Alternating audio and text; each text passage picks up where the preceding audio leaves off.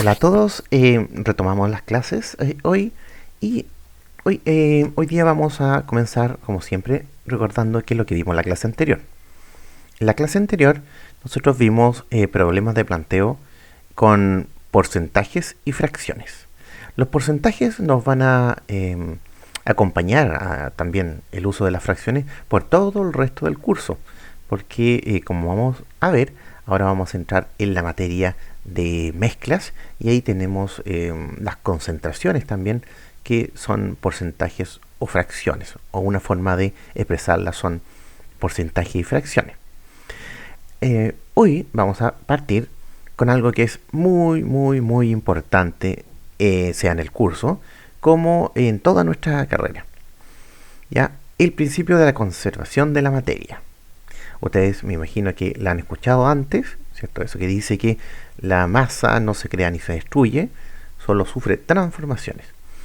Y esa simple afirmación es lo que a nosotros nos lleva a hacer lo que conocemos en ingeniería de procesos como balances. Los balances de materia son una de las actividades que son más comunes de realizar por cualquier ingeniero de procesos. Entonces, para nosotros es algo que es muy vital. Es como conocerse las leyes para un estudiante de derecho, que nosotros conozcamos cuál es el principio de conservación de la materia aplicado a balances y cómo nosotros podemos usar eso de forma correcta. Entonces vamos a partir por el concepto. ¿Ya? El principio de conservación de la materia nos dice que si tenemos una cantidad, algo, lo que sea, esa cantidad, por ejemplo este papel arrugado, si nosotros lo convertimos en un papel estirado, nosotros hemos realizado un cambio físico. ¿Ya? Ese cambio físico ha cambiado, ¿cierto?, varias características, el espacio que ocupa esa bolita de papel, la velocidad con que va a caer, ¿cierto? Si ustedes hacen caer esa bolita de papel o el papel estirado, va a caer con diferente velocidad, va a cambiar muchas cosas. Pero lo que no va a cambiar es la cantidad de masa que hay involucrada ahí. A menos, cierto, que agreguemos algo al papel, pero si es el mismo papel, la masa, independiente de cualquier cambio físico que yo haga, va a ser la misma. Si yo ese papel estirado lo recorto, obviamente cada uno de los pedazos va a tener una masa inferior, pero la suma de esas masas va a ser la misma masa que siempre. Entonces, la materia no se crea, ¿cierto?, ni se destruye, solamente va teniendo cambios. Ahora, este principio de conservación de la materia no es 100% absoluto. Hay en algunas condiciones donde la masa se puede destruir, ¿cierto?, o convertir en energía, pero esos son en campos de la ingeniería nuclear. Nosotros no nos vamos a meter en eso. En los parámetros que nosotros siempre vamos a estar trabajando, podemos conservar la materia a todo evento, siempre se va a conservar. ¿Ya? Otro cambio físico, ¿cierto?, que ustedes pueden experimentar muy fácilmente, es tener una cantidad, una masa de agua en forma de hielo, derretirlo y se va a ver un cambio físico que cambia muchas propiedades, ¿cierto?, de esa materia, pero lo que no cambia es la materia. Y ustedes pueden volver, ¿cierto?, a tomar esa agua y bajarle la temperatura y convertirla nuevamente en hielo, ¿cierto?, que es agua en estado sólido. Entonces, este también es un cambio físico, cambian las propiedades físicas de esta materia al cambiarle algunos factores, ¿cierto?, en este caso la temperatura. Pero también el principio de la conservación de masa se cumple cuando hay cambios químicos. Y los cambios químicos son mucho más impresionantes. Imagínense, esto que está acá arriba es sodio metálico. Y aquí está en un aceite, ¿cierto? ¿Por qué? Porque el sodio metálico, ese metal brillante, es tremendamente reactivo. O sea, si yo sacar ese sodio de ese frasquito que está protegido con un aceite, ese sodio reacciona tan rápido con el agua que puede reaccionar con el agua que está presente en el aire y explotar. De hecho, el sodio ustedes no lo pueden comprar, no hay un vendedor de sodio porque es muy peligroso. Entonces, solo algunos eh, eh, laboratorios, por ejemplo, pueden comprar sodio, pero con unas medidas de protección muy grandes. Una explosión de sodio es terrible, ¿cierto? Se inflama esto y no se puede apagar con agua, obviamente, y no se puede apagar con ninguno de los extintores comunes. Algo muy peligroso. Por otro lado, este era el sodio. Vamos a poner aquí sodio. Por otro lado tenemos un gas verde, que es el cloro. Está encerrado, ¿cierto? Ahí en un recipiente de vidrio. Ese gas verdoso es tremendamente tóxico.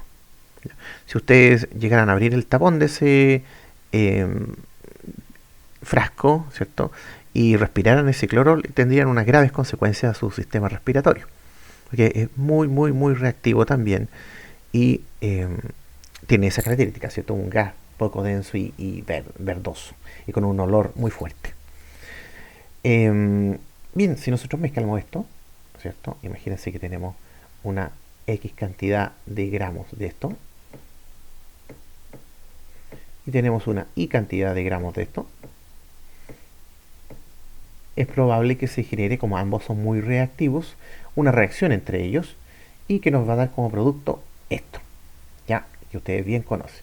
No es el salero, obviamente, es lo que está dentro, es la sal, cloruro de sodio. ¿Y cuánta cantidad de cloruro de sodio va a haber? Bueno, va a haber proporcional a X más Y.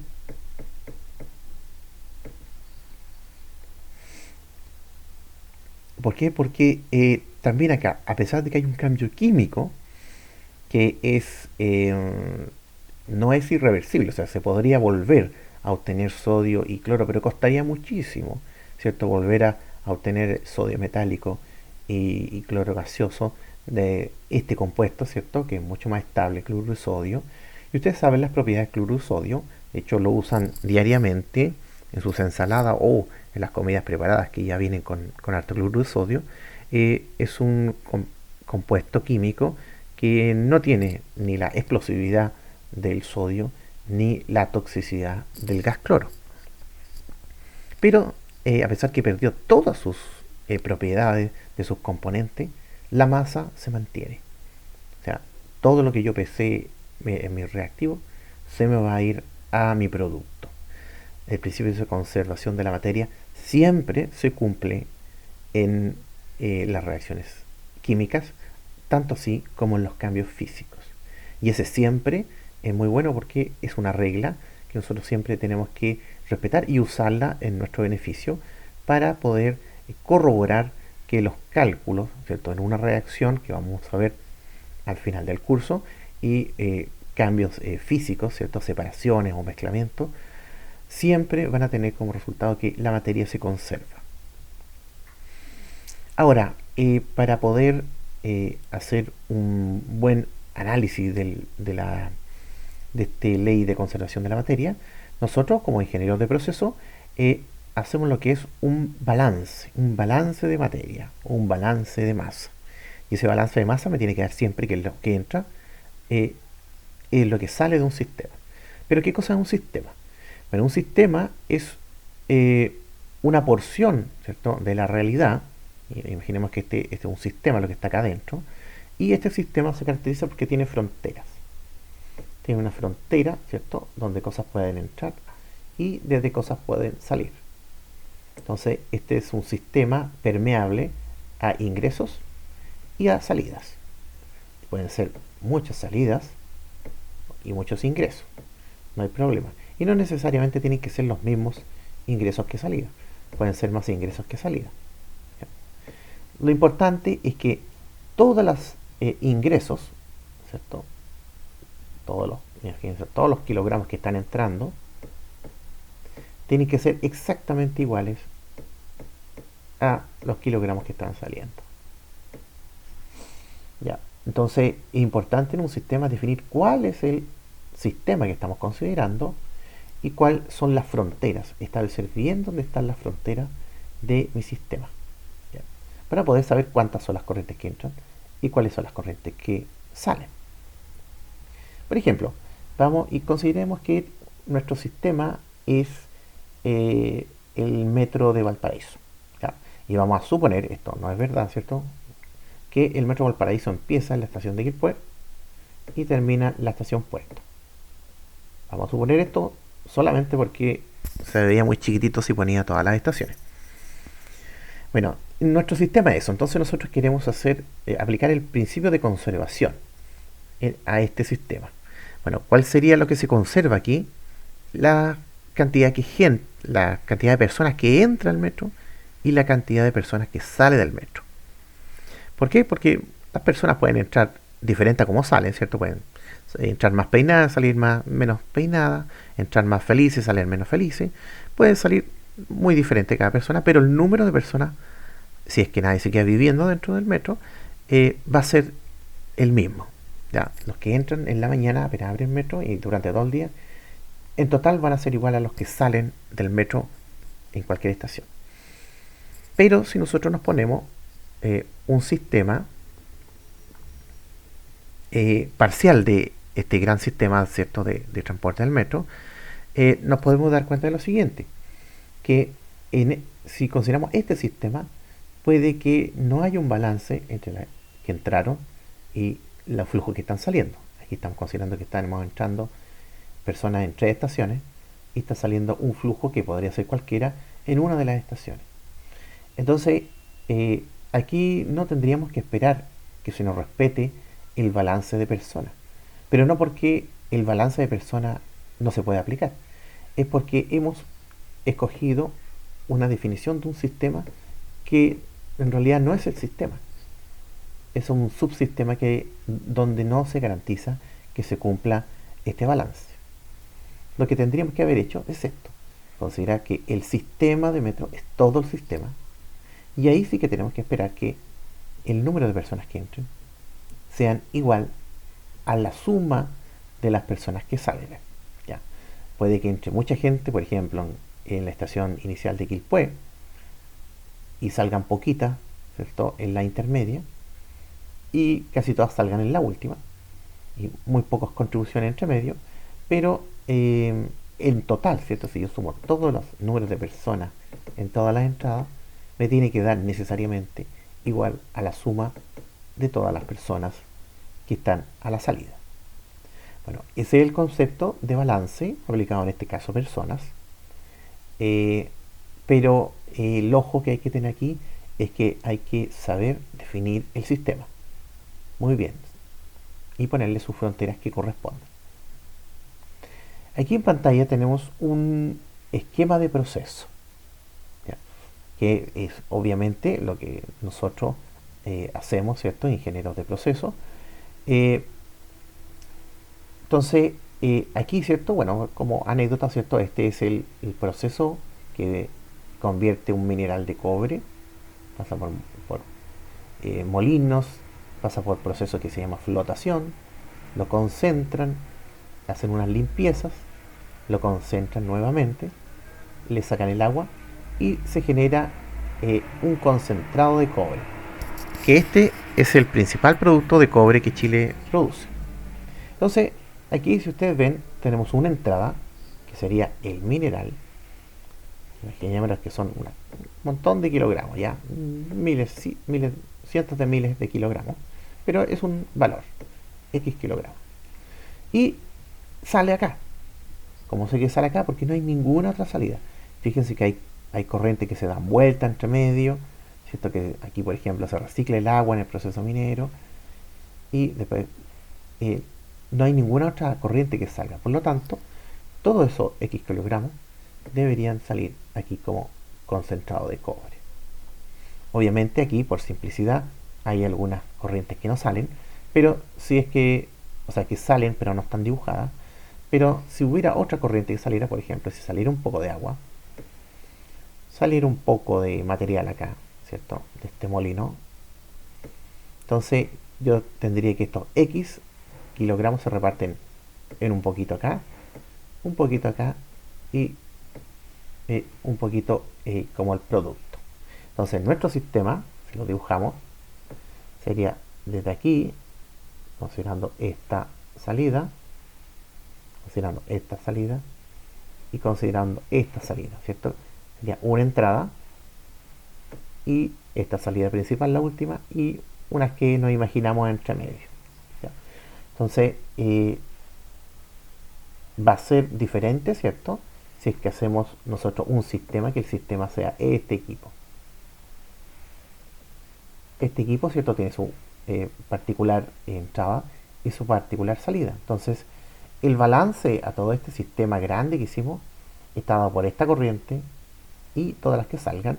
Y también se puede hacer un balance, ¿cierto? O una estimación de aplicación de la conservación de la masa a este pequeño equipito, donde lo que entra aquí tiene que ser igual a lo que sale acá. También se cumple. Entonces, esa es la importancia, ¿cierto?, de nosotros manejar bien el tema de la conservación de la masa y de los balances. Ahora, y por último, vamos a considerar este sistema. Tratemos de imaginarlo. Este es un estanque que está agitado, ya, ¿cierto?, para mantenerlo en agitación. Y está entrando ahora no una masa, ¿cierto?, que un flujo que puede ser de masa o puede ser un flujo de volumen. ¿Ya? Esto pueden ser, por ejemplo, gramos por minuto, ¿cierto? Nosotros ya vimos que el flujo era una unidad derivada entre la masa y el tiempo. Aquí imaginemos que hay otro flujo que es gramos por minuto. Y tenemos este sistema que mantiene un nivel, ya, por lo tanto no estamos llenando el estanque, sino que solo estamos mezclando para que nos salga un flujo resultante. Entonces, si este flujo son X gramos por minuto y este son Y gramos por minuto, nosotros tenemos que esperar, ¿cierto?, dado que esto es solo un mezclador, que aquí salga un X más Y flujo en las mismas unidades, ¿cierto?, en gramos por minuto. Entonces aquí también es un balance de materia, porque a pesar de que está el tiempo implicado acá, nosotros sabemos que la masa se tiene que conservar. Por lo tanto, X más Y tiene que salir. ¿En qué tiempo? En el mismo tiempo. Aquí obviamente no se suman los tiempos, sino que todo esto está pasando en el mismo tiempo. ¿Ya? Solo se usa el valor de X y de Y. Entonces, esto es un sistema donde entra lo que está entrando por la válvula 1, entra lo que está entrando por la válvula 2 al sistema y sale lo que está saliendo por la válvula 3. Entonces, el mismo concepto de balances de materia o de balances de persona o balances de alguna cosa que sepamos que no cambia, se puede aplicar a flujos.